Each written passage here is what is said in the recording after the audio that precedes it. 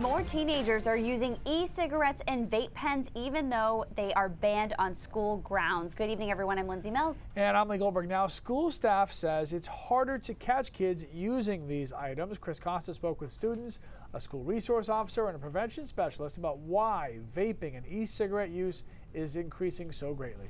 Lee and Lindsay, it's a combination of a number of issues, including peer pressure and the ability to hide these devices. Police say more kids are using them now, in part due to a recent law change that takes away the legal consequences.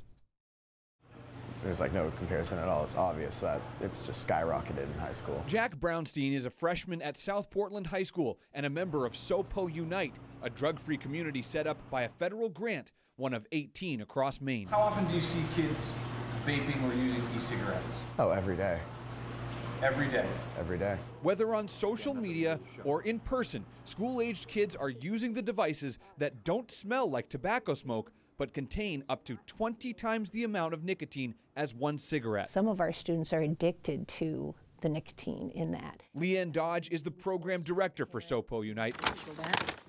This is a vape pen. And says fewer students are getting caught, but it's likely that even more are finding secret ways to use e-cigarettes and vape pens on school grounds. I think now students are being more cautious, and the places that they're using it typically is in bathrooms. Many of the e-cigarettes and vape pens are actually magnetic. Students are hiding them in places where teachers can't find them, but their friends can find them and share them later. School staff say that's not the only reason, though, why it's harder to catch kids using e-cigarettes and vape pens.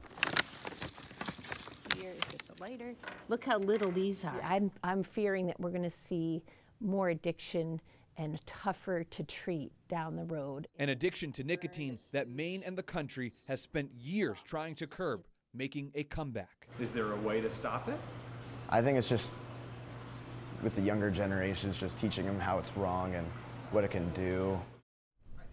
So South Portland is taking a somewhat different approach to discipline. Instead of suspending the students for multiple days, the student meets with a prevention counselor and learns about why these devices are dangerous. Now, we talked with a school resource officer earlier today. He says that law change that we talked about actually prevents them from issuing a summons. So now kids are more apt to try to use these devices on school grounds. And coming up later in the show, we're going to have an MD come on and answer your questions on Facebook Live about teen use of e-cigarettes and vaping. Lee and Lindsay.